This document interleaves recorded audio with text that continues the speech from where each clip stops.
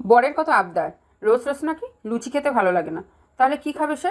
সে নাকি অফিস থেকে আসার সময় দেখেছে এক জায়গায় বড় বড় ভাটুরা, সেটাই নাকি বাড়িতে করতে হবে।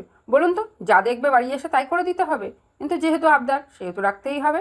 নমস্কার, সবাই কেমন আছো? কেয়ার ঘরকনের সকলকে স্বাগত। বাড়িতে ভাটুরা কিভাবে করবে তারই আজ রেসিপি তোমাদের সাথে শেয়ার করব। আর ভাটুরার সাথে চানা কিভাবে তৈরি করবে খুব সহজ পদ্ধতিতে, খুব কম সময়ে।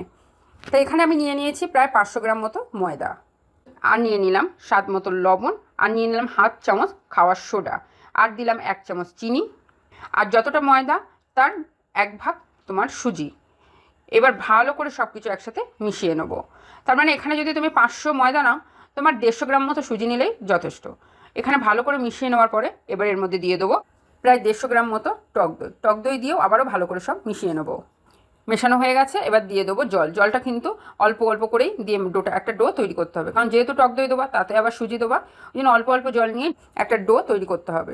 ডোটা খুব একটা নরমও হবে না, আবার ভীষণ শক্তও হবে না।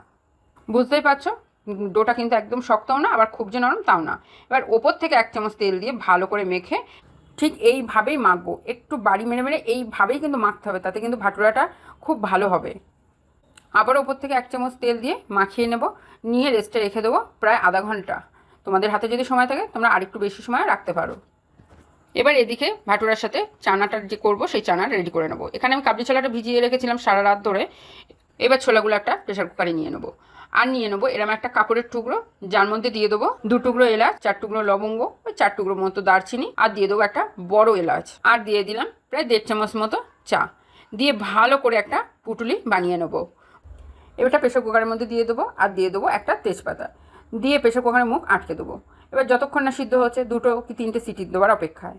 এখানে কিন্তু ছোলাটা আমার ভালো মতো সিদ্ধ হয়ে গেছে। এবার এই পুটুলিটা আস্তে করে বার করে নেবো, আর তেজপাতাটাও বার করে নেবো।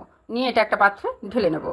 কড়াইতে তেল গরম হয়ে গেছে, এবার এই তেলের মধ্যে দিয়ে দেবো একটা তেজপাতা আর হাফ চামচ জিরা। একটু ভাজা হয়ে গেলে এর মধ্যে দিয়ে দেবো পেঁয়াজ, রসুন আর লঙ্কা বাটা। এটা তোমাদের আন্দাজ মতোই তোমরা দেবে, যতটা ছোলা হবে ঠিক ততটাই আন্দাজ করে দিতে হবে। আমি এখানে নিয়েছি একটা বড় সাইজের পেঁয়াজ, আর 7 থেকে 8 কোয়া রসুন, আর 3টে কাঁচা লঙ্কা একসাথে বেটে নিয়েছিলাম। এবার একটু নাড়াচাড়া করে এর মধ্যে দিয়ে দেবো 1.5 চামচ আদা বাটা, নিয়ে একটু আবারও নাড়াচাড়া করে দিয়ে দেবো হাফ টমেটো বাটা। টমেটোটা কিন্তু এখানে বেটেই দিতে হবে। কাঁচা মশলাগুলো কিন্তু প্রায় কষানো হয়ে গেছে, দেখতেই পাচ্ছ পাশ দিয়ে তেল ছাড়ছে। এবার গুঁড়ো মশলাগুলো এক এক করে দিয়ে দেবো। 1 চামচ ধনে গুঁড়ো, 1 চামচ জিরা গুঁড়ো, 1 চামচ হলুদ গুঁড়ো, 1 চামচ শুকনো লঙ্কার গুঁড়ো, আর স্বাদ মতো লবণ দিয়ে সব কিছু ভালো করে মিশিয়ে অল্প একটু জল দিয়ে দেবো, যাতে মশলাটা ভালো মতো কষানো হয়ে যায়, পুড়ে না যায়। দেখো মশলাটা কিন্তু ভালো মতো কষানো হয়ে গেছে, পাশ দিয়ে তেল ছাড়ছে।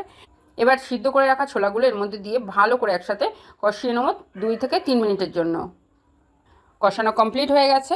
এবার এর মধ্যে দিয়ে দেবো ছোলা সিদ্ধর জলটা, যেটা চা দিয়ে সিদ্ধ করা হয়েছিল সেই জলটা কিন্তু এখানে দিতে হবে। আরেকটু জল আমার লাগবে, ওই জন্য এমনি জল একটু দিয়ে দিলাম। দিয়ে কড়াইয়ের ঢাকনাটা দিয়ে দেবো 10 থেকে 12 মিনিটের জন্য। আঁচটা কিন্তু একদম লোতে রেখে দেবো।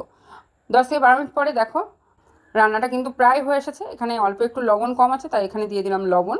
দিয়ে একটু নাড়াচাড়া করে এবার এর মধ্যে দিয়ে দেবো অল্প একটু ধনেপাতা কুচি, আর দিয়ে দিলাম একটা কাঁচা লঙ্কা। আবারও ভালো করে সব মিশিয়ে নিয়ে 3 থেকে 4 মিনিটের জন্য একটু ফুটিয়ে গরম গরম সার্ভ করব। এবার এদিকে ময়দাটা রেডি হয়ে গেছে। ময়দাটা থেকে আরেকটু ভালো করে মেখে নিয়ে কয়েকটা ডো তৈরি করে নেব।